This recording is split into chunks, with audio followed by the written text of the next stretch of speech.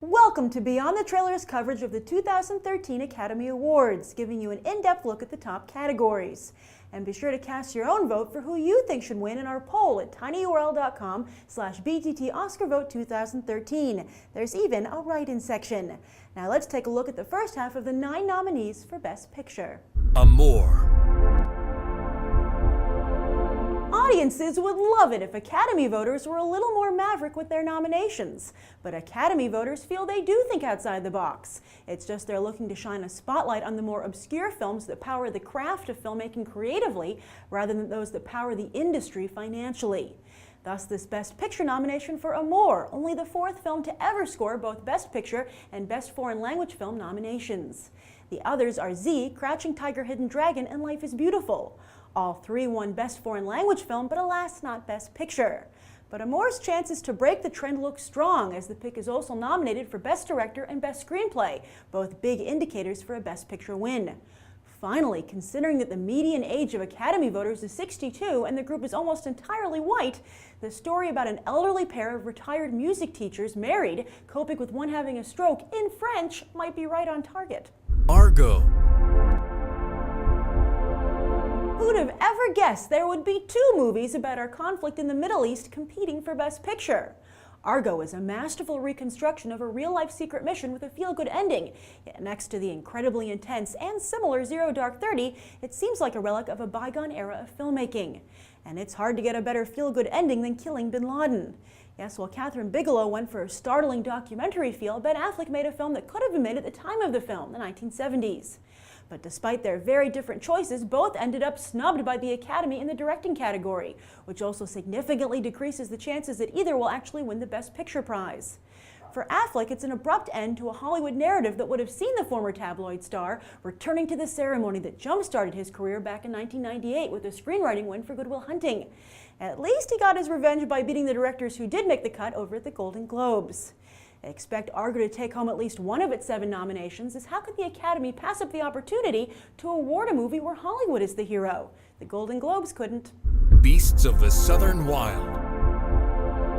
A few weeks ago, I talked about how it was likely that a dark horse contender from the indie film community would show up at the Oscars, and sure enough, it was the frontrunner Beasts of the Southern Wild. While it was ignored by the other major awards shows like the Golden Globes and SAG, Cannes, AFI, IFP's Gotham Awards, and several critic circles all heralded the film. It's this pick and Amour which are the Academy's 2 maverick choices, and this one comes with the added bonus of discovering hot new talent, director Ben Zeitlin and young star Quvenzhané Wallis, who were both nominated. In fact, while Beasts of the Southern Wild only has 4 nominations, all are in major categories. But considering the tough competition in the Best Picture category, it's more likely that it's the hot new talent and not the picture itself, which will ultimately win the gold. Django Unchained. Looks like Quentin Tarantino has not only discovered the recipe for box office gold, but awards gold as well.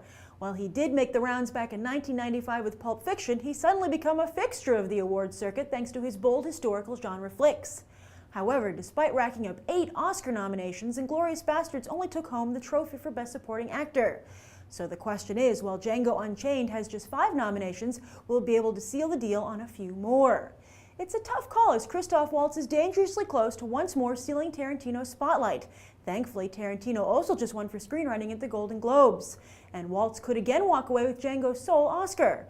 If that happens again this year, Tarantino might want to consider if what Waltz brings to his movies outweighs the attention Waltz takes away, not just from Tarantino, but everyone else who's making them. Les Miserables.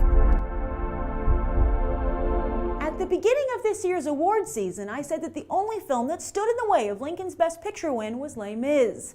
But that was before director Tom Hooper was snubbed by the Academy, calling into question whether a flick could take home the gold without a director nod, the same problem facing Argo and Zero Dark 30.